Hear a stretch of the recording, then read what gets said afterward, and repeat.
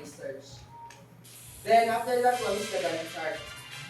So, ang Gantt chart, the activities, tapos month, tapos inyong i-highlight diha unsay nahitabo o unsay activities ana nga bulan. Okay? So that ends the chapter 8. Yeah, references na lang. That is already ready for you.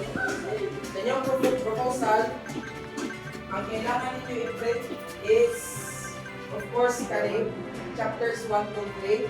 Tapos katong upat forms na ipavalidate ninyo. And then, next week, pwede na mo mag-validate by Monday. And then, katong rubric for grading.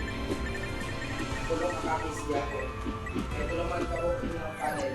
Ang inyong panel,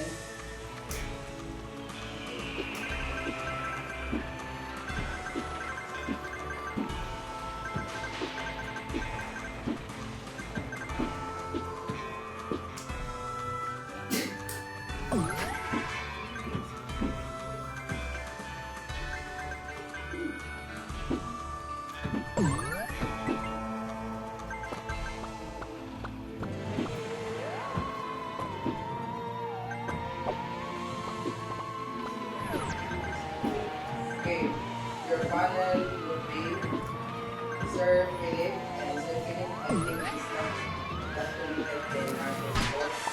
Sir Roland, si Ma'am Elena, and then si Ma'am